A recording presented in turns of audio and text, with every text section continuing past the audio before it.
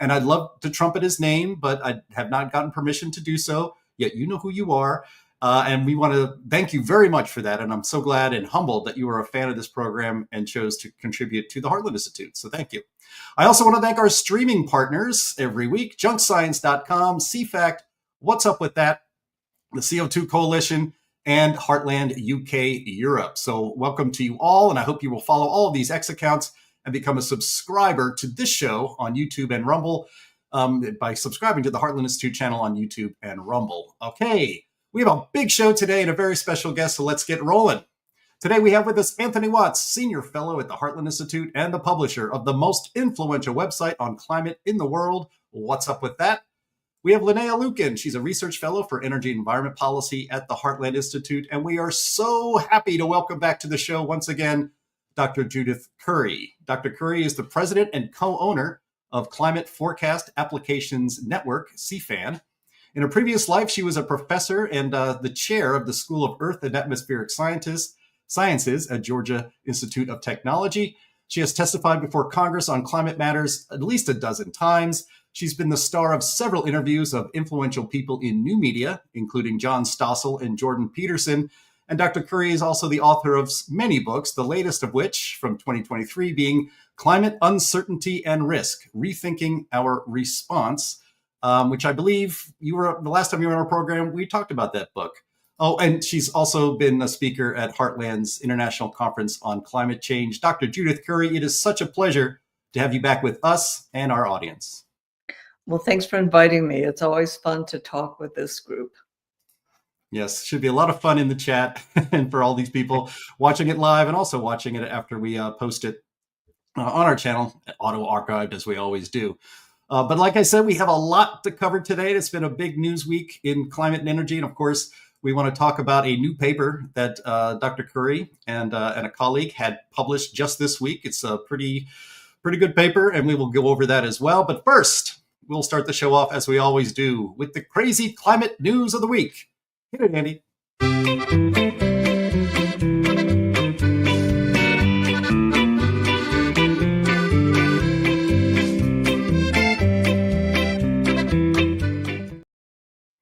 Thank you very much, Bill Nye. Safety first, safety first. Good thing you were taking care of that fire there. All right. Our first item today is titled NOAA Dyin. Anthony Watts found this week. This is a Facebook post from the Boulder County Democratic Party. And that's about as progressive as it gets, Boulder County, Colorado. And it's described this way, and we'll play the video for you. Boulder hits the ground for workers' rights. On May Day, which I call Commie Christmas, but they call International Workers' Day, protesters staged a die-in at NOAA to symbolize the lives at risk from climate science cuts. With over 1,800 NOAA employees laid off nationwide, the protest highlighted the urgency of protecting federal workers and the essential services they provide. Getting involved with your local party can help turn this protest into policy change. All right, Andy, we got the video of that. It's, well, it is what it is. Why don't you hit that video for us? Yes, good. Good job. Federal workers. Immigrant rights. Oh, boy. Oh, boy. All right, well, I guess I could have gone on and on. 14 seconds is quite long enough. And on a week that we got a new pope, I thought the ringing of the bells and the chimes was a nice touch. Anthony, I want to start with you because you shared this video with us. The Heartland Institute, we haven't had a good die-in at our offices for quite a while, several years now, and I'm starting to feel neglected.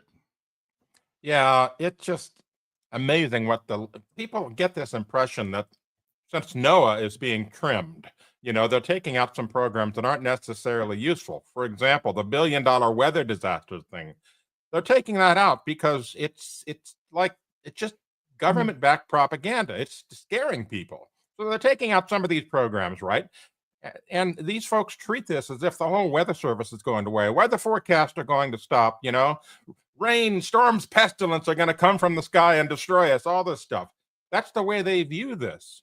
And of course, it's a completely irrational view. And by the way, speaking of irrational, get this. I found that this week.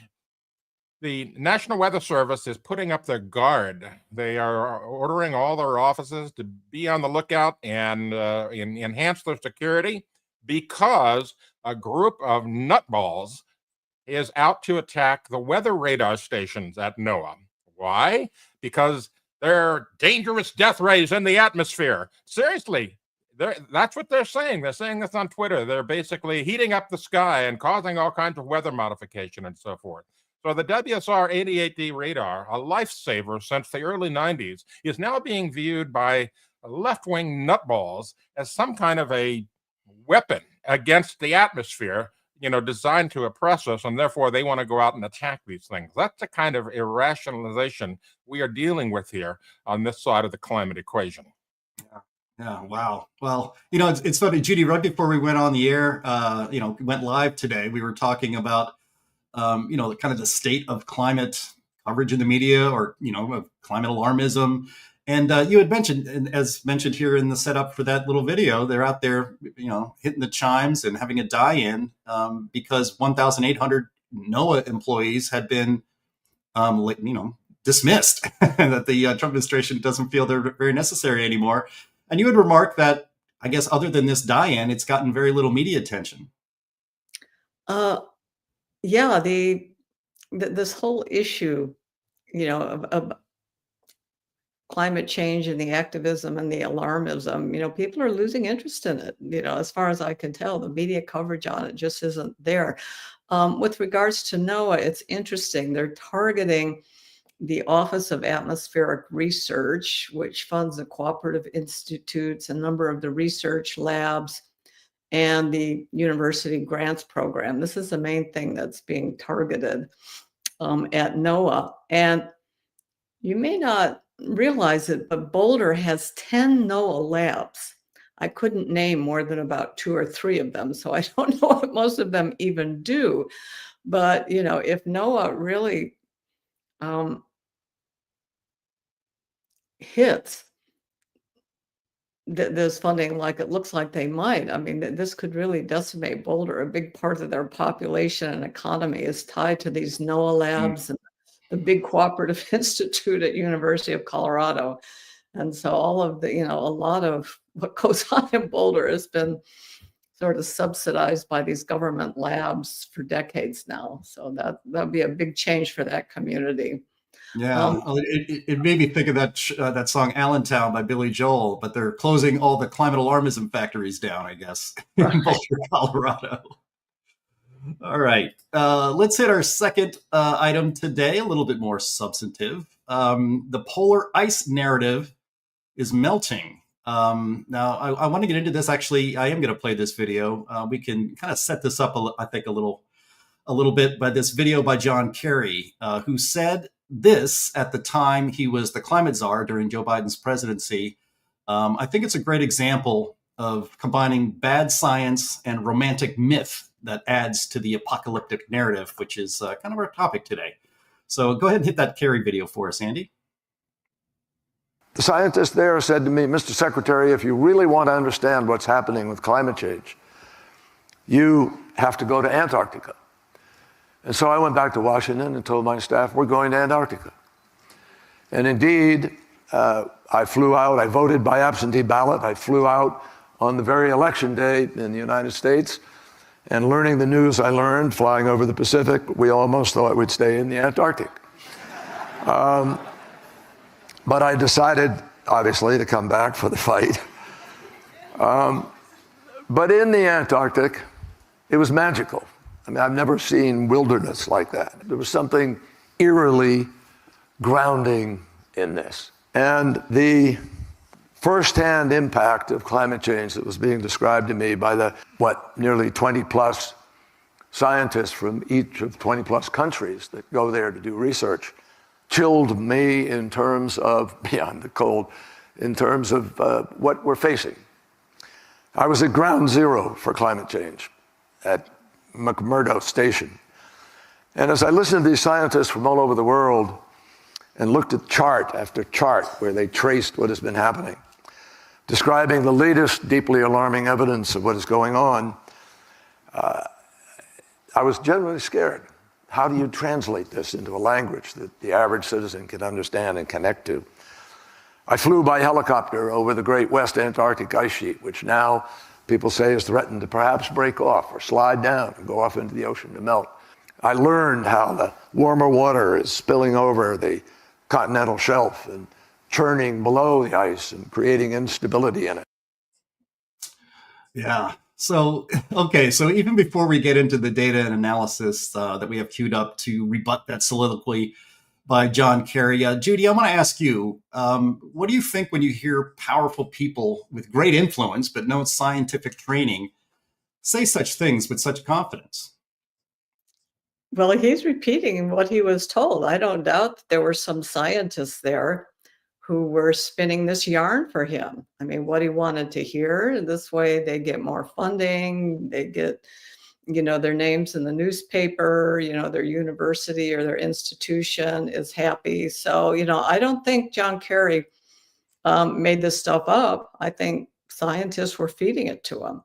But I think they're scientists who don't pay very much attention to the actual data, or they don't pay much attention to the uncertainties and trying to understand what we don't know about natural climate and geologic variability in that region, which is very substantial. Yeah, that's true. You definitely heard what he wanted to hear. All right, so let's, Andy, you can pull up this story. This is from the New York Post. This has been covered in other places, but I thought this piece from Roger Pelkey Jr., who I'm sure Dr. Curry is familiar with. We certainly are. He's a brave scientist. He follows the data and not the narrative. And he had a piece in the New York Post this week. Let me read a little bit from it. When it comes to climate change, to invoke one of Al Gore's favorite sayings, the biggest challenge is not what we don't know, but what we know for sure, but isn't so. The two new studies show that the Earth's climate is far more complex than often acknowledged, reminding us of the importance of pragmatic energy and climate policies. One of them, led by researchers at China's Tongji University, finds that after years of ice sheet decline, Antarctica has seen a surprising shift, unquote, a record-breaking accumulation of ice.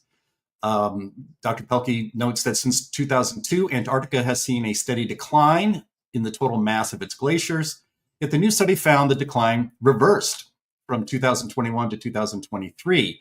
A second new paper, a preprint now going through peer review, finds a similar change at the opposite end of the planet. Quote, the loss of Arctic sea ice cover has undergone a pronounced slowdown over the past 2 decades across all months of the year, the paper's US and UK authors write. They suggest that the, quote, pause in Arctic sea ice decline could persist for several more decades. Together, the two studies remind us that the global climate system remains unpredictable, defying simplistic expectations that change moves only in one direction. Pelkey then goes on to note that John Kerry predicted in 2009 that the Arctic would be ice-free in the summer by 2013, and that didn't happen. And Al Gore has made similar predictions that also did not come true. So again, it's so great to have you here. I want to start with you again, Judy, and maybe get your reaction to that. I mean, you've been studying climate as a scientist in academia and outside now for decades. These predictions on sea ice were wrong. In fact, they were unknowable, really, but they were pushed out there to create a panic that now seems difficult to stop, or maybe easier to stop now. Yeah, I mean, I'll start with the Arctic sea ice because that's the one that's gotten the most publicity over time. But there's a lot of natural climate variability involved in what goes on with the Arctic sea ice. And in terms of melting, I mean, it's really the ocean currents and the heat transfer from the ocean that's more effective at causing any melt than any, infrared CO2 driven heating from above. And a lot of this relates to the winds, about how the ice gets packed and moves around from, subbasin to subbasin. So there's just a lot of variability tied up with the circulations. And, the timing of cloudiness and, all sorts of things play into how the Arctic sea ice, is varying. But you saw this big drop from about the year 2000 to 2007, a big drop. Okay, and then you had some fluctuations, and then you had a low year in 2012, and then you saw some more fluctuations. But at the end of the day, Where we're at right now is the same ice extent that we really saw in 2007. Okay, so we haven't seen any net change in, approaching 20 years. And this It's a new stable regime, basically, that it's reached. Exactly. And so, when we see a big shift in the Atlantic circulation patterns, this could actually cause an increase. So natural variability is really the key driver. Yeah, there probably is some slow creep of declining sea ice from global warming, but it's really not in the driver's seat in terms of what we see on timescales of a few decades, which is really driven by natural variability. Now, in the Antarctic, ironically, at McMurdo, there's no, that's one of the few places on the planet where there isn't any climate change. This is in the center of the continent. That's pretty stable climate right there. And overall, the ice mass of Antarctic, which we can now measure with, new satellite systems, it's a delicate balance between accumulation of snowfall and then melting. And we've actually seen, if you recall, in 2023, there was very little Antarctic sea ice. Even during the winter. And this was caused by winds coming from the north, strong winds coming from the north that kept the ice very compact and close to the continent. So you had a very low sea ice extent. And they say, oh my gosh, global warming. Well, it wasn't. It just was a particular wind pattern that was actually tied to what was going on in the stratosphere associated with the Hunga Tonga eruption. This was also a year where you had a big Antarctic ozone hole. So there's all sorts of complicated things going on. And ironically, that low sea ice period allowed more evaporation from the ocean close to the continent, and they had a big batch of snowfall on the continent, which increased the ice mass balance. So these are some of the processes that are going on, and trying to blame everything on, CO2 fueled warming, that's just a small piece of what's going on here. Oh, you're both muted. Sorry, I pulled a Jim there. It's what I said was CO2 is a bit player in climate. Yes, In shorter terms of version.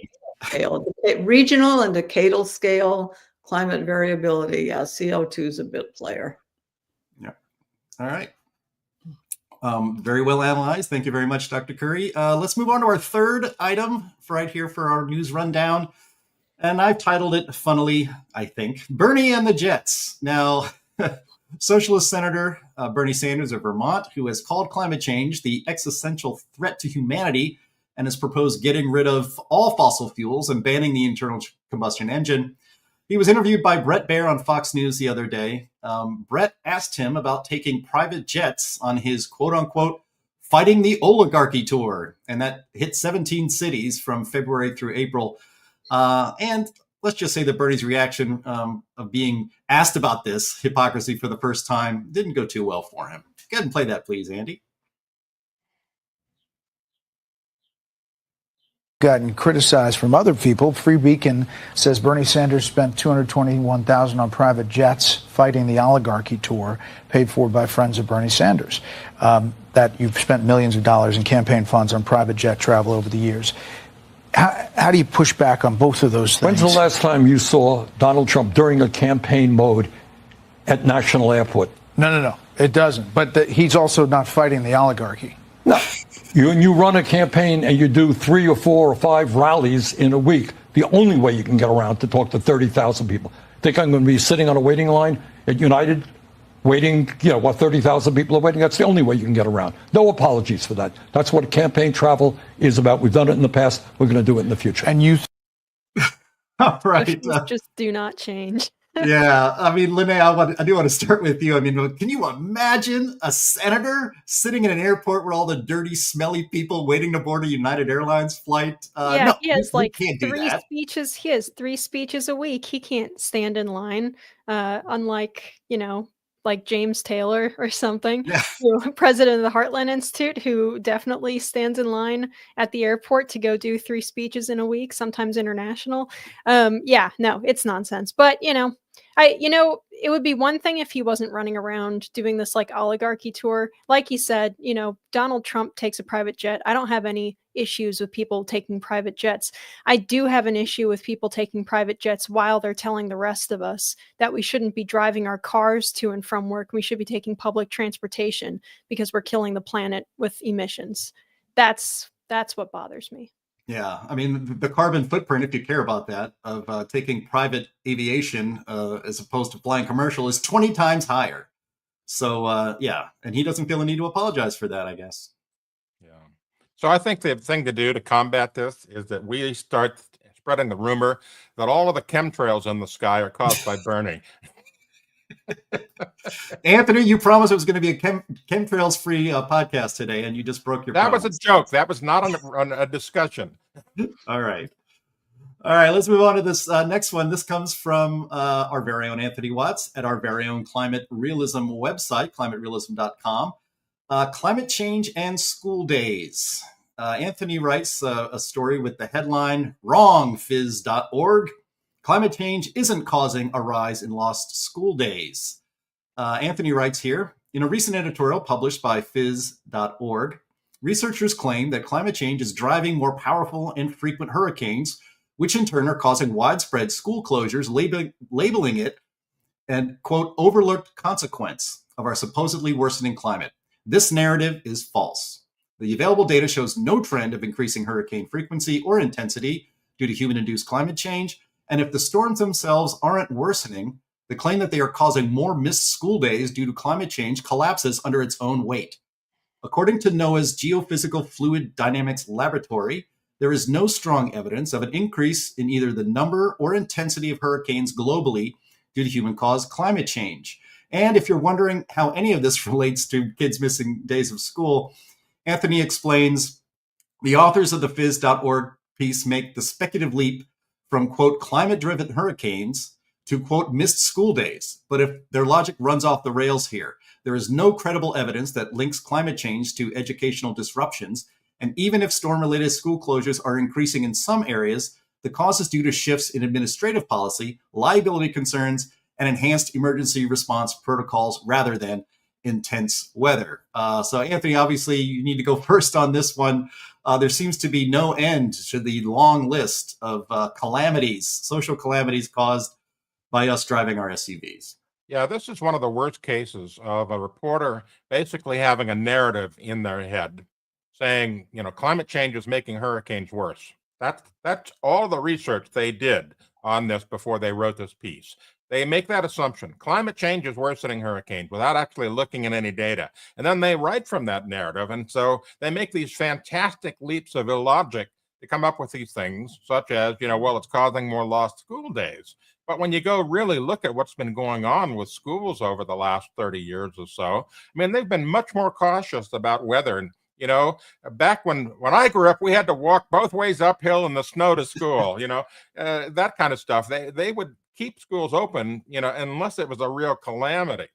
And so now even the hint of a hurricane may be hitting Florida or South Carolina or wherever it might be, there's school closures instead of waiting until the actual thing gets here. So the increase in days can be attributed to changes in policy, not climate change, but they never made that connection. And that's really shoddy journalism.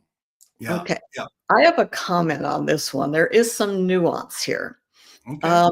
The biggest issue with hurricanes in recent years has been inundation and flooding. Okay, compound flooding from, storm surge, rivers, and heavy rainfall. And the exacerbating factor, well, apart from, land use and building too much stuff in the way of all this, there is an issue. Since about 2017, there's been a shift in the frequency of Atlantic landfalls more towards September and October and away from August. And this means that these hurricanes then interact with the mid-latitude storm systems and produce more rain, or they can stall like Harvey. So we're seeing more interactions with landfalling hurricanes happening in the fall, interacting with mid-latitude storms and producing more flooding. So flooding is something that you want to, it's not like the wind damage, it's over in 2 hours. So the flooding is something that can fool you. It can happen before landfall, and it can persist for a long time. We, of course, saw the huge mess from Hurricane Helene in western North Carolina. So there are complexities here, and there are maybe more school closures. I don't know. It's not something I've looked at related to, maybe a shift in when these hurricanes are happening over the seasonal cycle. But you can't blame that on CO2. So there is perhaps an issue to look at, but you can't blame it on CO2. Right. Yeah. Well, that's the whole narrative lately. Everything is caused by CO2, There's been a meme going around on Facebook in the last week where people have this, they say, I was tying my shoes today and my shoelace broke. Obviously, it was caused by climate change. Seriously, that's the kind of mocking they're doing now, because the regular people are starting to recognize that the level of fear-mongering that's going on out there has become absurd. And so they're starting to mock it now. And I think that contributes to the decline of interest in the whole climate change thing that's going on right now. That, and of course, the Trump administration is squishing it like a bug wherever they can. But yeah, here it is. This is going around Facebook. It gets a lot of repeats. It gets a lot of reposts. People are laughing at that, and it's a good meme because it basically illustrates that the level of claims are reaching the absurd. They're getting desperate, and so we see more and more absurd claims. Well, I think some of that you can really see with the what I think seems to be quite a bit of a scam or a racket that's made just for media posts, and that's the attribution, the individual event attribution studies that come out, where they go and they say this storm would have been this percentage less severe had we not been using carbon, had we not been emitting carbon dioxide. And it's, to me, all of those, especially the rapid attribution studies, seem to be just tailor-made for headlines. They come out so fast. There's no way that they could have, especially with hurricanes, that they could have incorporated all the data, because the National Hurricane Center doesn't even consolidate everything and finalize everything until potentially days to weeks after the hurricane is already over. So yeah, no, it's very irritating. Yeah, well, didn't I hear news this week that NOAA or some federal agency is ending the collection of the so-called $billion storm thing, tracking anymore? I think they started it in 1997. So actually, the reason I thought of it is I saw this morning a tombstone, and it's a $1 billion weather disasters, 1997 to 2025. Rest in peace. So. Yeah, and what do you have any thoughts on that, Judy? Yeah, there it is up on screen. Thanks for that. Yeah, they failed to take account of various changes. In terms of they tried to make this look like climate change is causing all this. They failed to account for various inflationary and population changes and property development changes and adaptation changes. They didn't scale for any of this.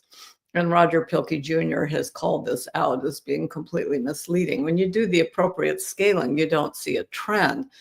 But at the end of the day, if you're trying to show that global warming causes worsening hurricanes, leave the damage data out of it. Just look at the physics of the storms and the data and try not to relate it to damage, because that is just, far too fungible in terms of all the many factors that influence it. Yeah, the whole thing about $1 billion disasters, has been it reinforces the need for more climate research. You know, it's like from their perspective, a disaster away keeps the budget hatchet away. And so they just keep trying to put out more and more stuff to make you think it's getting worse or bad or whatever, and we need more money. And so it boils down to empire building within the government. And so that's come toppling down very quickly now. Of course, there's a lot of screaming going on with all of that, but it's justifiable. You know, we do not need to have a government arm of climate propaganda out there pushing out things that are not necessarily true, that are based on, you know, leaps of illogic from, you know, some indications of data to something that's totally irrational. And we've seen a lot of that. And Roger Pielke Jr. was very right to call this out. And kudos to him for being a spearhead against this nonsense. Yeah, for sure. I mean, it seems climate realism is on the rise. I don't just say that because that's the name of this show, but we're going to talk about something that I think bolsters that argument, and that is our main topic, and that's Judith Curry on the climate apocalypse. You should be visiting her if you're interested in this topic at all. You should be a regular visitor of her blog, Climate, Etc. And she gave a little summary of her paper that was just released this week with a post titled "Critique of the Climate." The apocalyptic climate narrative. Now, Judy, you wrote on your blog that you and economist Harry DeAngelo have a new paper, as I just mentioned, published in the Journal of Applied Corporate Finance. It's titled A Critique of the Apocalyptic Climate Narrative. The paper reflects the journal's ongoing interest in publishing articles that analyze important environmental, social, and governance (ESG) issues in ways that are useful for investors, money managers, and corporate directors, as well as for the economists and legal scholars who study corporate governance. Now, we mentioned ESG, but stay with us here because I have a feeling this paper, this is a paper that the corporate investor audience that Dr. Curry is targeting, we're not maybe expecting this, but maybe relieved to see. So here, you and Harry DeAngelo write, the apocalyptic climate narrative is a seriously misleading propaganda tool and a socially destructive guide for public policy. Their narrative radically overstates the risks to humanity of continued global warming, which are manageable, not existential. It prescribes large-scale, near-term suppression of fossil fuel use while failing to recognize the huge costs that such suppression would inflict on humans because fossil fuels are currently irreplaceable inputs for producing food via ammonia-based fertilizer, steel, cement, and plastics. This paper details the flaws in the apocalyptic climate narrative, including why the threat from human-caused climate change is not dire, and why urgent suppression of fossil fuel use would be unwise. We argue that sensible public policies would focus instead on developing a diversified portfolio of energy sources to support greater resilience and flexibility to respond to whatever weather and climate extremes that might occur. We identify 9 principles for sensible U.S. public policies toward energy and discuss implications of the flaws in the narrative for investors and their agents. Now, Dr. Curry, I applaud your work and your adherence to science and data and not alarmism. And I imagine the analysis and data and the conclusions of this paper might be quite lonely in the academic literature. I wonder if you can just start us off talking a little bit about this paper and what you found. Okay. Well, just a little bit of backstory. My day job, is president of Climate Forecast Applications Network. We have a lot of clients in the insurance and the energy sector broadly defined. So, I work with them to help understand and manage their weather and climate related risk. And I've also helped several companies to work through the ESG process. And I'm continually, especially my insurance clients, mostly in insurance-linked securities, their investors are always saying, like the fund managers are saying, this is what we think is going to happen. This is how we should allocate our money. And then the investors say, well, what about global warming? And they have to come up with some sort of an argument to say, well, if you were just going to invest based strictly on a global warming argument, you're going to lose a lot of money. And I have to help them figure out how to make that case. I was maybe 2 years ago, I was invited to testify before the Senate Banking Committee, Senator Whitehouse's committee on the impact of global warming on the insurance sector. And I wrote, testimony, explaining, where I thought all this was going and what was wrong with it, and, with the ESG and investing. And Harry DeAngelo, he contacted me, some months ago, and had a draft of a paper that he wanted my take on it. And he wanted to publish it in the Journal of the Applied Corporate Finance. He said the editor, wanted him to submit a paper on this. And I didn't like the first draft of the paper because it was a bit of a polemic. And I thought, I was interested in this audience. And so we decided to collaborate. But basically, I, took a lot of the arguments from my book, Climate Uncertainty and Risk, and summarized them in terms of, is this really, the climate crisis isn't what it used to be. A lot of these arguments that I made in my book, and we tailored them to this particular audience. Specifically with regards to ESG, I mean, companies are struggling, to show some harm to that, to their company or their activities that would be caused by human-caused warming on timescales of maybe 30 years, because that's, the length that we're looking at. I mean, this is a timescale where natural weather and climate variability dominates, and so what are they supposed to say? A heat wave might be, 0.2 of a degree warmer. What kind of an impact is that? So there's very little they can show. And so it's very frustrating for them to try to make up some sort of narrative. And so people use the 8.5 extreme emissions scenarios to try to show an impact. And of course, real policymakers have abandoned the extreme emissions scenarios since 2021. It's only the scientists who keep pushing the extreme emission scenario, not people who, energy economists who realize that these are totally implausible scenarios, and policymakers have even abandoned them. So we have this little fiction keeping this whole thing afloat. And then the other irony thing that you're supposed to do, this is part of the governance part of ESG. You're supposed to warn your stockholders of any stranded assets that you might have because of all this. And what they really mean is, petroleum and coal related assets. All of this is going to be defunct and you're going to lose money.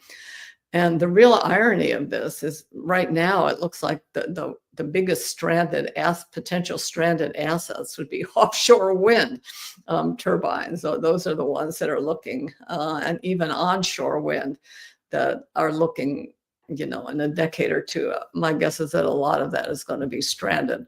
So it's really misguided. Some of the ideas behind ESG, in terms of, environmental responsibility and stuff, they're just fine. And being aware of your vulnerability of your supply chains to extreme weather. I mean, those things are all good. But the real motivation for this is, related to human-caused climate change and the drive to get rid of fossil fuels. And so it really torques companies to either waste their time putting together these reports, and to do a real thorough report with the climate impact assessment, can cost upwards of $200K if you hire these firms who have developed a cottage industry and downscaling the models and impact models and stuff like that. Or worse yet, I mean, spending that money and wasting all that time is one thing, but worse yet, it can guide your investments in unfortunate directions. Not only can you lose money on things like offshore wind, but there's an opportunity cost. There's better places for your money to go, okay, that is being torqued by this whole ESG game. So these are some of the issues that we try to address. Going through all the science bits, most of this comes out of my book, Climate Uncertainty and Risk, if you're familiar with that. So it's really, the climate crisis isn't what it used to be. We're no longer using the extreme emissions scenario. Even the IPCC agrees that the extreme high values of climate sensitivity are unlikely, and so forth and so on. So, there needs to be more of a realistic, pragmatic approach for companies to try to deal with these issues. Make sure they have enough energy. I mean, the biggest issue facing a lot of these companies is having enough energy, especially, with the AI and the need for data centers and everybody, adopting this technology. There's a huge explosion in the need for electricity. So, I mean, this is the biggest problem facing these companies, not trying to carbon credits and all this kind of thing. So, just trying to give more of a rational basis for companies and investors to try to cope with this issue. And, I think what I'm hearing from the new Secretary of Energy and Secretary of Interior and the EPA is that they're looking for like pragmatic approaches.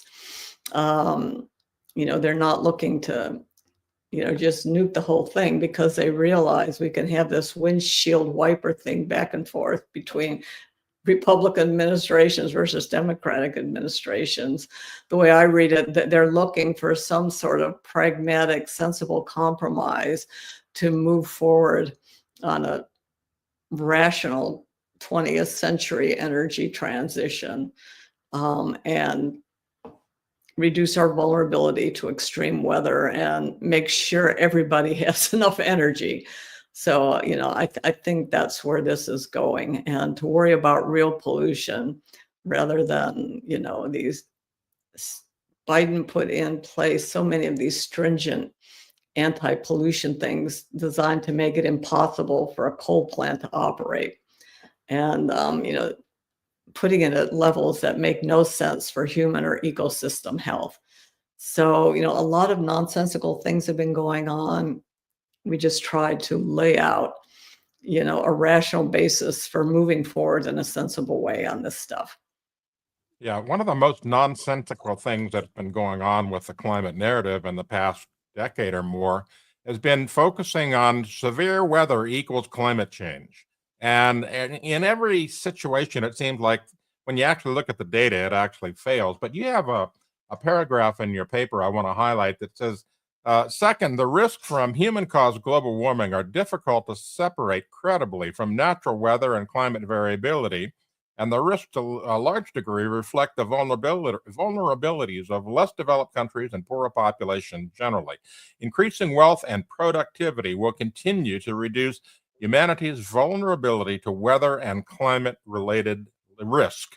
And that is so true. I mean, you look at what's happened in the last century in the United States and around the world. As we have become more wealthy, more affluent, more knowledgeable, enabled by fossil fuels, by the way, we have been better at predicting hurricanes, getting people out of the way, predicting tornadoes and getting people out of the way, mitigating against sea level issues, mitigating against all kinds of weather events. And so we're going to get even better at that as the future comes our way. We're going to have better models for predicting weather.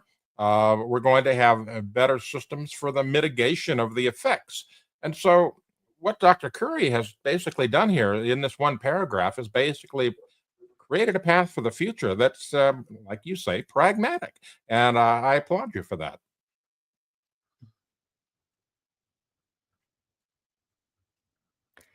Thanks, Anthony. It's also pretty funny, when you were talking about the things that Trump is doing to unwind a lot of what Biden had done and previous administrations had done, especially with regards to agencies kind of misusing their power. Like something came across my feed this morning about how the U.S. Geological Survey has been asked to stop focusing, all in on climate change stuff and actually start doing some geological surveys. So that's pretty incredible. I Right. like to hear that. That was very nice. Yeah. Everybody's gotten on the bandwagon of trying to save the planet. We must do something, and it's invaded virtually every government organization. And so Trump is right to get these people back on track to their core missions. Well, I mean, Judy, you've talked about this a lot. I mean, this is where the funding is. And, if you put climate change, you can basically research anything your heart desires as long as you put and the impact on climate change in the proposal. And the federal government has been funding that for decades now. And there's a new sheriff in town, and he's not going to be willing to pay for that sort of stuff anymore. So it seems to me that it might be drying up because that's the incentive for a lot of this, I think. Well, okay, the funding, they're just not funding like climate scientists like me, but the National Institute of Health. If you want to get a proposal funded by the National Institute of Health, you somehow fit the words climate change in there and you have a much better chance of getting funded. I mean, it's ridiculous. I mean, completely ridiculous, but that's the game, okay, that people have to play. And I think, as far as I understand it, proposals at NSF and NOAA and federal funding agencies like that are being flagged for certain keywords, not that they're being thrown out, but they're being flagged for extra scrutiny. I certainly hope that fundamental climate dynamics research will continue, but some of this impacts work where people just look at the output of climate models and try to find something scary. It just isn't useful. But, so I'm hoping we can get back to basics in climate research. That would be good. Yeah. Before we get to Q&A here from our audience, we have quite a few questions already. What kind of reaction has this paper gotten, or what kind of feedback have you gotten from both the the corporate business community and also fellow scientists and researchers? Okay. Well, Harry sent preprints to a number of people that he knew in the economics and business community, several hundred, responses from a. The vast majority were very favorable. Maybe two of them were, sort of hysterical, but the consensus and, all this kind of thing. And, this is just going to be a disaster if people pay attention to this paper. There were a few reactions like that, but most of them were, oh, well, this is a lot of material that I didn't know. I mean, this puts it into perspective. This makes sense. So I was very gratified by that. And then when it was published, I started tweeting and posted an article on my blog, and this gave the paper more exposure in the atmospheric and environmental and energy space. I think the paper has been downloaded maybe some 3,500 times or something. It's still early days. The paper was just published, so it is getting some readership. And also, I think Anthony cross-posting this on What's Up with That also, help the paper downloads and help spread the word. But I'm hoping the article gets some traction because there's a lot of common sense, and I think it resonated with a lot of people. I'll also send a copy of the paper to my clients, in the insurance and energy sector, because they face all these kind of issues too. So I'll see what kind of a response I get from them. I'll probably do that early next week. All right, and we'll put a link to your blog post on this and also the paper itself in the description of this video, so people can check it out for themselves. Great, thank you.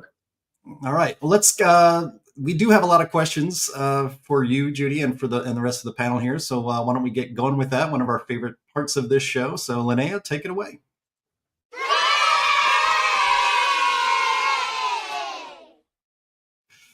All right, that's still a controversial drop. Yeah, I made a joke behind the scenes. I'm going to get out my handy dandy notebook with that, with the intro the way it is there. Okay, thank you very much. So I'm going to address a couple of kind of funny questions that we have from some of our usual viewers today to start. And that is from Chris, who says, isn't Sterling back from Rome yet? Sterling Burnett, our other panelist on this show, who is in fact the Archbishop of Ranterbury. He is not back from Rome. No, he unfortunately was not able to join us today, but he'll appreciate knowing that people were asking for him. All right, let's see. John Hunter says, where's Al Gore these days? Anybody seen him? Anthony, where is Al Gore? No idea. He popped up. I saw him. He popped up somewhere, spouting the same stuff. I said, oh, haven't seen Al Gore in a while. And I spotted this within the last few weeks. So he's still out there, still saying the same things. Again, people aren't paying too much attention to him anymore. Yeah, I think what's happened with a lot of the climate alarmists, Michael Mann did this. He and some of the other ones, they moved from Twitter over to this other platform called Blue Sky, which they basically did that to get away from criticism. And they've got their own little clique going on over there. And I think Gore's over there too. And so what's happened is their visibility has actually gone down because they've moved to this other platform that's not mainstream. And they get to have their own conversations where they're reinforcing each other's egos and ideas and so forth and so on. And Mann can blather all he wants and not have to worry about critiquing because all of his acolytes will go, ooh, that's wonderful, that's perfect, that's visionary, all that other rubbish that they think because they don't have critical thinking skills. But I think that's what's happened here with a climate cabal in general. They've isolated themselves now from social media to prevent criticism, and they're getting ignored or just looking like they've disappeared.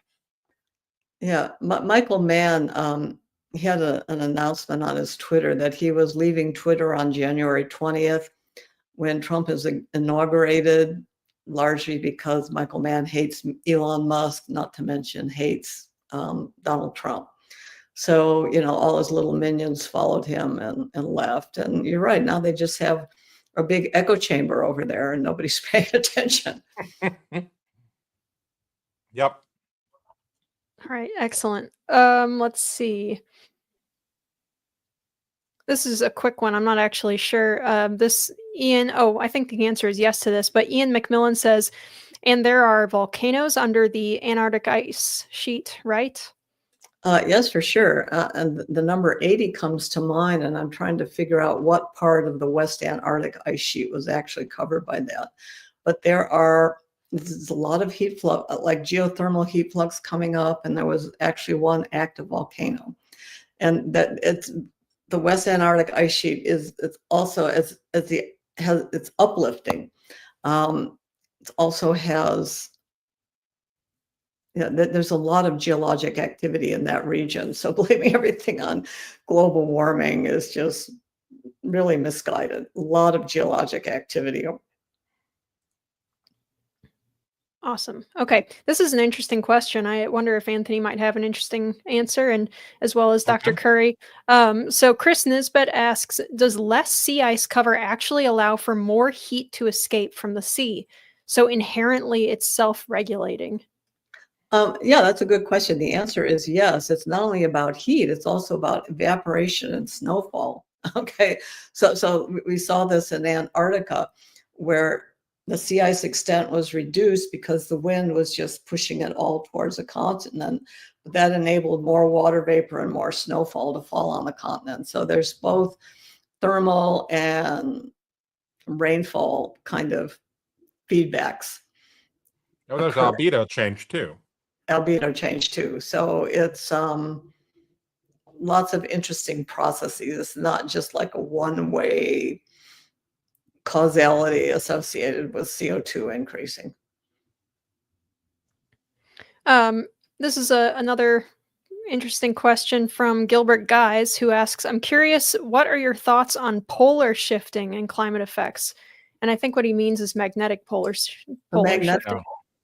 Well, there is probably something there, but people aren't paying attention to it. And that sort of surprises me, because if you talk to planetary scientists, talking about, Mars or Saturn or whatever, the magnetic field is really a big part of how they understand and explain the atmosphere of those planets. And I asked a planetary scientist, well, why don't you do magnetic field modeling, for the Earth? Oh, that's way too complicated, so we don't do it. Whoa, okay, that was sort of a signal that there's probably something there, but people aren't looking at it. That's one of those known unknowns that people really should pay attention to. I don't know what kind of effect. I would be very surprised if it had no effect. Yeah, but whether it's a large effect is the question. I don't know. Yeah, it could. Yeah. It could. I don't know.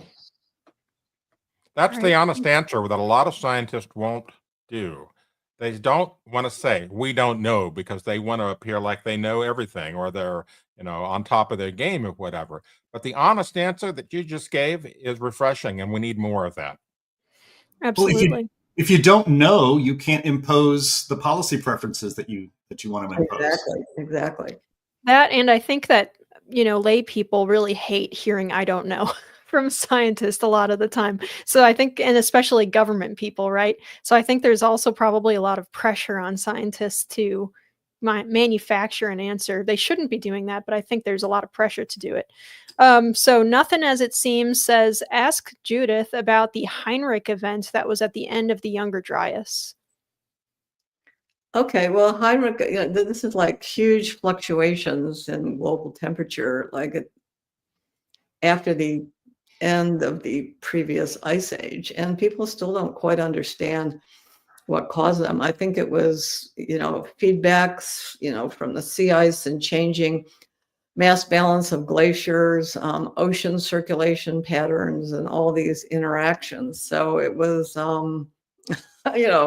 a lot of big changes went on during the period that we don't have convincing, simple explanations, but it was almost certainly associated with thermodynamic feedbacks associated with ice sheets and also large-scale ocean circulations. Natural climate variability, in other words. Absolutely. Okay, we have, this is a good question from Gustavo. Oh, I'm sorry, Gustavo. Your name is going to kill me here, but I think he's from Portugal. And he says, one claim made by alarmists that is the core issue is not unprecedented warming, but rather the rate of warming, which prevents ecosystems from adapting. How true is this? Okay, whether or not the rate of warming that we're seeing is unusual is something we don't know, largely because, the geologic, you look at the hockey stick and all those even longer records going back 10,000 years ago, the time resolution is like 300 to 500 years. So to identify a 50-year spike of warming, you just simply can't resolve it in those data sets. So almost certainly this is not unprecedented rate of warming, but we're unable to document this because our paleoclimate proxies don't have a small enough time resolution for us to resolve this.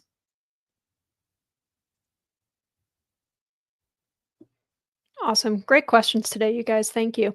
Let's see. Diane, I see Diane Selby has 2 questions about hurricane season this year. I'm going to save that in case we have time, Diane.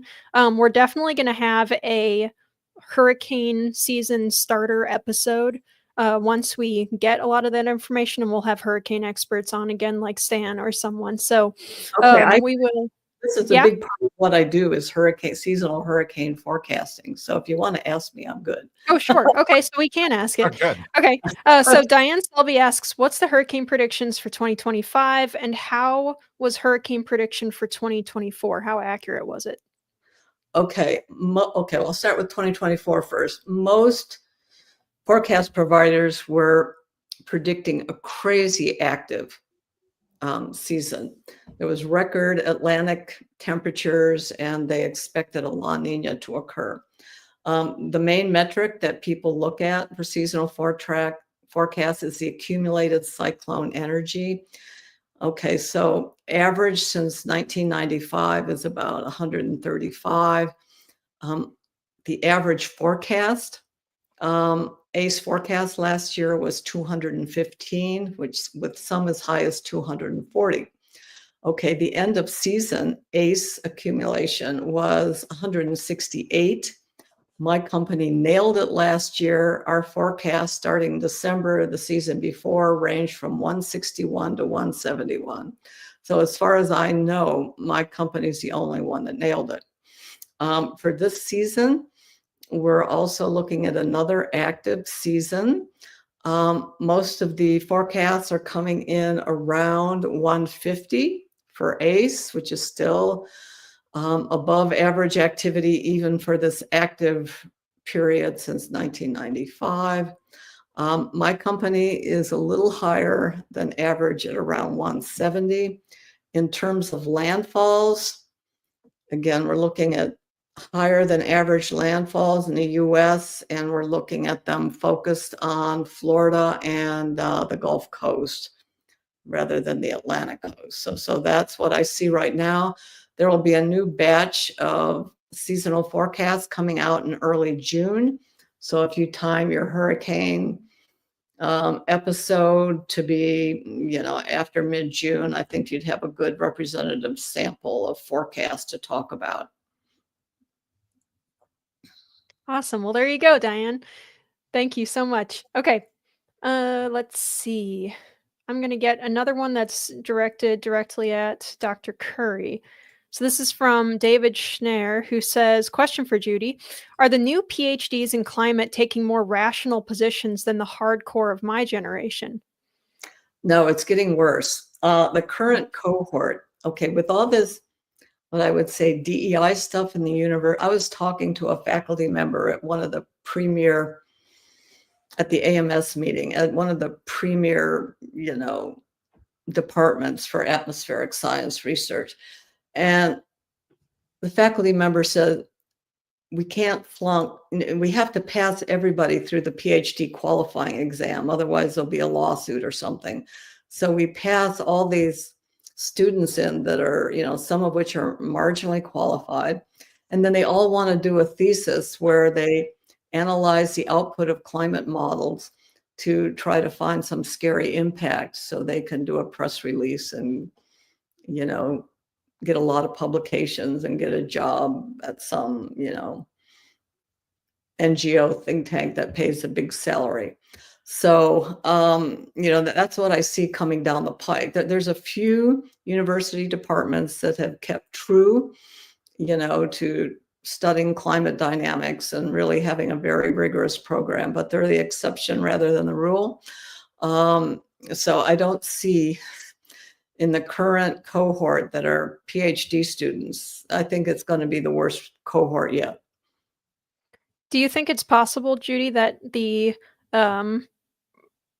wins on that will kind of change even within that group if there ends up being some kind of pushback in their industry towards, against kind of alarmism and against the overuse of models? Because the people the cohort who are attracted to get these degrees, that they want to save the world, they're environmental crusaders. They're not fundamentally physicists who want to understand, the climate system. So we've had the wrong personality type applying into these programs, and the universities have capitulated and, keeping them happy so they can keep the mill turning. So I think we just need a new cohort. Okay, well, once the funding dries up for a lot of this kind of what I would call applied climate research, and there's modest grants to support climate dynamics research, then we'll get back to the tradition of attracting physics-based students, into the field to do a serious PhD. So it's going to take a while. Yeah, and I have another related question up on screen here from Over Under Above, who says, do you think pragmatism and realism will ever prevail? And in terms of forecasting, if it does, how long do you think it's going to take? Well, I think we've seen a seismic change, with the Trump administration. I mean, we now realize how much of all this alarmism was just pure politics. People don't really care when when the politics change, they just move on to something else. It's not like they're, all of the Just Stop Oil and all these people, they've just moved on. Greta Thunberg has moved on. All of these people have moved on because it's no longer the political issue du jour. I mean, the wind have gone from the sails of this issue. So, I think, it's going to take a little bit. I think there's a sensible approach, with the Trump administration and the EPA, Department of Energy, and Department of Interior, who are going to tackle this issue in a sensible way, from what I understand. So, I think that's a good thing. If the tables turn in the next election and Democrats are back in power, will they then embrace climate change like Joe Biden did? I suspect they won't. I suspect there'll be other issues that they think are more important. So, this may be a change point. They have a tendency to move on very quickly when something becomes unpopular. Right. Yeah. Well, again, if the funding dries up, then that ends it. I mean, there are a lot of very deep-pocketed, not a lot, but there are some deep-pocketed so-called progressive organizations out there actually oligarchs. Funding. Yeah, oligarchs. You could use that word. That's right. Funding journalism that peddles only alarmism. And we'll see how long that continues. Yeah. From Kite Man Music, we have, what was the CO2 level during the 1970s Ice Age prediction? I'm trying to remember. I think it was about 330. I'm looking it up right now. Yeah, 330 is what I'm thinking. We will have it All for right. you guys. Ask Grok. Yeah. Grok, is this true? Grok, is this true? In 1975, it was about 330 parts per million. Wow. Right on it, Judy. Well done. Now, is that a good thing that you were able to pull that right out of your mind, Dr. Curry, or is it you've been looking at it for too long? My PhD thesis, during the 70s, and I remember, the standard was 310 that everyone was using. I said, because I had a radiative transfer, I said, CO2 is increasing. I better update that value. And then I updated it to 330. And again, it was less than a 10% difference, so it wasn't huge. But that's why I remember that number. I mean, that's a very long time to remember anything. But this is a really good question from David Cunningham, who says, for Dr. Curry, what research should be funded at present, and what are important questions to attack? Okay, the key topics to attack are sun climate connections, including solar indirect effects. There's not enough attention paid to that. General issues related to natural climate variability, both in the oceans, ice sheets, and geologic type processes. We need more funding of that. We need to better understand how natural climate variability influences extreme weather events. So we get like certain regimes of activity and quiet periods, and better understand that so we know how to predict things, 10, 30 years down the road. So investors, insurance companies, whatever, can make decisions about infrastructure. There's still a huge amount of research that needs to be done on clouds, all the different scales of motion. We still don't have that figured out in a way that we can appropriately include clouds in climate predictions. We need to just basic climate dynamics issues, broadly defined. We've lost a whole generation of climate dynamicists because everyone just looks at the output of climate models. They don't think about the processes anymore. How the oceans transport heat and carbon and digest carbon is a big one. A lot of uncertainties in the carbon cycle, both in the land portion of the carbon cycle and the ocean part of the carbon cycle. We can throw magnetic effects out there. I mean, somebody should be looking at that. So there's a whole host of things that we don't sufficiently understand. And we've stopped investigating these issues, not completely, but it's just so much easier to analyze the output of climate models and try to write a quick and easy paper and get a headline. Absolutely. Well, we've gone past the 1 hour mark, but Dr. Curry, if you're willing to answer a few more questions. Okay. Yep. Okay, awesome. Great. We've got a whole lot of questions. I'm trying to pick ones that we haven't frequently covered before, or ones that are very specific to your work. Here's one that's kind of a little bit of a fluff question, but I think it's good. This is from Tech, and he says, has anyone approached Dr. Curry about turning climate uncertainty and risk into a documentary or a movie? Well, no. I mean, I've done, several hundred podcasts on the book and many interviews and stuff like that. I don't think that it's really a philosophy of science book in many ways, so I don't think it lends itself into a movie. But yeah, I'm almost afraid to say this, but people in the chat can leave who they would like to have play Dr. Curry in the film version of her book. Yeah. We had this discussion a while ago. I think we came up with Jodie Foster. Yeah. Jodie Foster. Perfect. All right. Just like in the movie Contact, Yeah. Okay, Chris Nisbet asks, what is the primary problem with rapid attribution studies that the mainstream media doesn't seem interested in asking about? Good question. I mean, I was just writing a chapter for something on this topic this past week. First off, people don't look far enough back in the data, in the historical data. Half the time, they don't even look before 1950.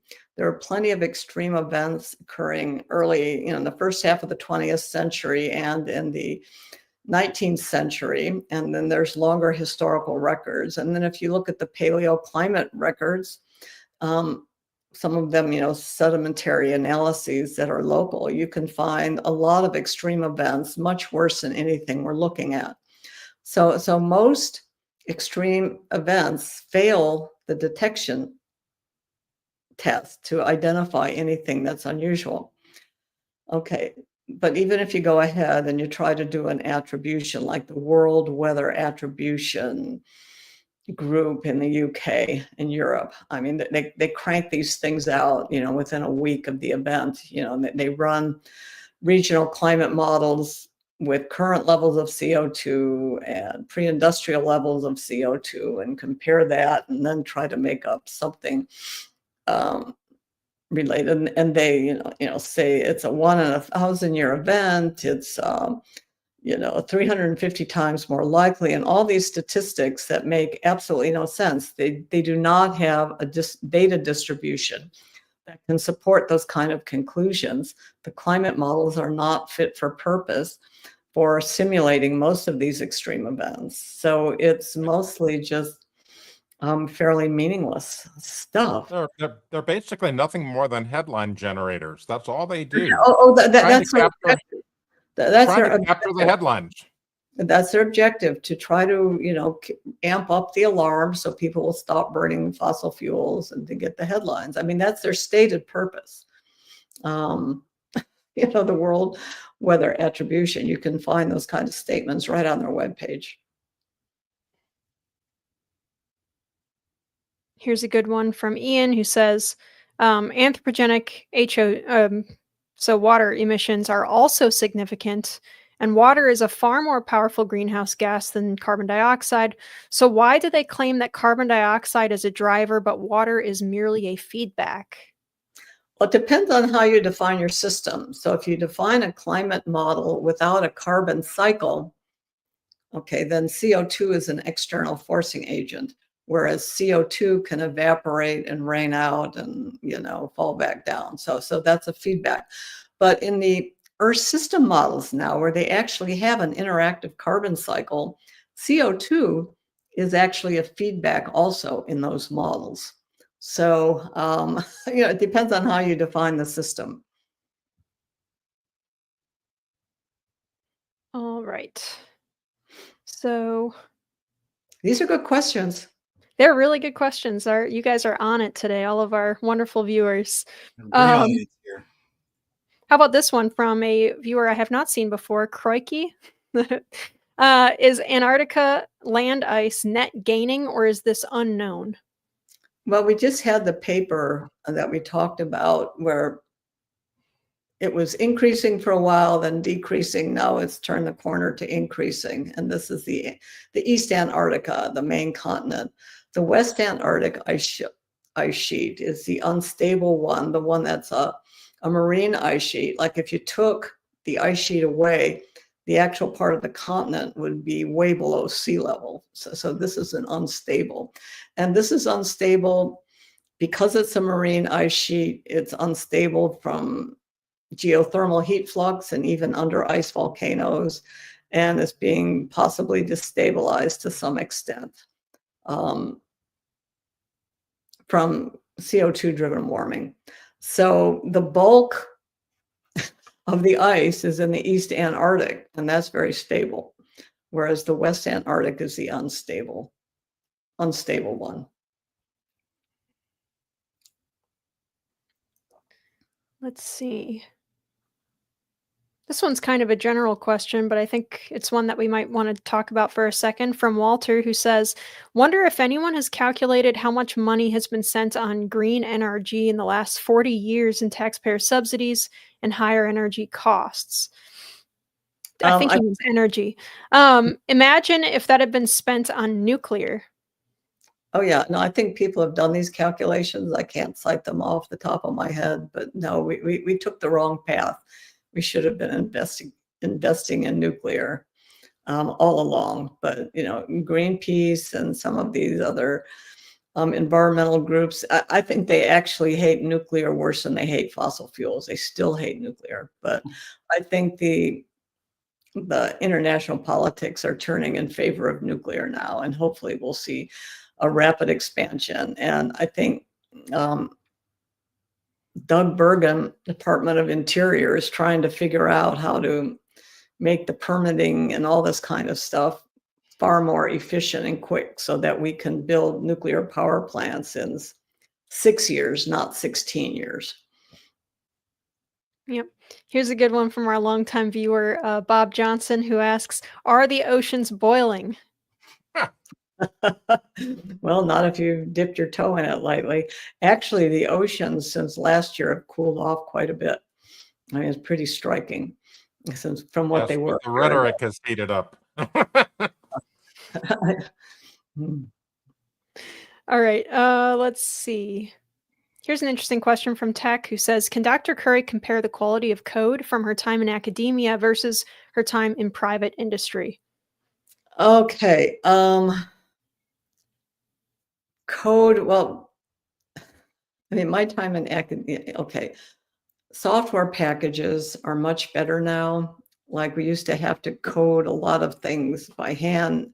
Now we use MATLAB, there's all these packages, including AI packages, that you have very robust code that you can apply and integrate into your specific code. So I think coding is better. AI is coding. I mean, we've played around a little bit with that to, pose a problem to AI and have it code. And AI is pretty powerful at coding. So I think overall coding is better than when it was way back when. I mean, debugging a program and, I mean, I started, in the bad old days, decks of computer cards and, two boxes. My program was 2 boxes of cards. And you would feed it into a card reader and you'd wait overnight for the results. And then you'd have one little problem and, oh, shoot, have to fix that card and then start the process all over again. And so it was a massively slow process in the old days. And the computers, the mainframe computers that I was using back then, your cell phone's an order of magnitude more powerful. So, computing is in a much better place now than it was back in the old days. Yeah, I was in that era, learned on the era of punch cards and paper tape and teletype machines and deck writers and all that stuff. Yeah, we've come a long way from that. All righty, just a couple more here, and then we'll have to get going. Let's go. Boxwood Green, who I'm not sure I've seen in the chat before, says, did the CO2 level not drop to 70 or 80 at the end of the last ice age, just barely over the total death zone for plants? I think the death zone is quite a bit higher, is a little bit higher than that. It was Oh, yeah, it did not drop to 70 or 80. That's wrong. No, it was about maybe 180 at its lowest in the interglacials. And the dust zone for plants is still below that, but it's getting close. At 180 is not a good place to be. Yep, absolutely. Oh, you know what? Let's go. This is a good question, both for Anthony and Dr. Curry, which is, do we have 30 good years of data to base future predictions on? I want to say no in terms of the temperature record. The surface temperature record is, as you know, badly corrupted, badly managed, and it's inflated. When I did my surface station study, and I found, that over 90% of the stations had been encroached upon, and the remaining few percent, when we went and examined the data from them versus the stations that had been encroached upon versus the entire data set, we see a rate of warming in the past 30 years of about half. So in terms of the surface temperature data, I don't think we do have good data, but we might have some other good data for some other data sets that Dr. Curry could talk about, I'm sure. No, the surface temperature data is much better than most data. But in terms of making predictions, we use these on we use global climate models that don't directly use the data. I mean, that they're spun up for a few decades and then they equilibrate to the current climate, and then they're forced with whatever climate change. So they don't directly rely on climate data. But, the state of the data is very frustrating. Satellite data sets give you good coverage. So they're important, but at the end of the day, satellites are measuring voltages in order to get, real geophysical things like temperature or humidity or ice mass balance. There's a whole lot of manipulations that are needed. So, and then if you look at the paleoclimate data, that's even worse. So that's, so the data just isn't good enough, but we do what we can and try to piece things together. Thank you very much. All right. Well, I think unfortunately we probably have to get going. I think Anthony has to go. We have a lot of questions still, but unfortunately, you guys, we are just not going to be able to get to them. I'm going to hand it off to Jim Lakely. Thank you, guys. And thank you, guys. This has been a fantastic show. I want to thank our guest, Dr. Judith Curry. You can check her out at Climate Etc., but actually it's easy just to put her name in there, judithcurry.com, and be sure to check out her latest book. I want to implore people to visit some of these great websites from the Heartland Institute, climaterealism.com, climateataglance.com. What's up with that? And of course, always go to heartland.org, where you can subscribe to our Climate Change Weekly newsletter. And I want to thank all of you in the audience. The live chat today was very, very lively, fantastic questions. And I hope to have Dr. Curry back on this program again in the future. Thank you all for watching, and we will talk to you next week. Bye-bye.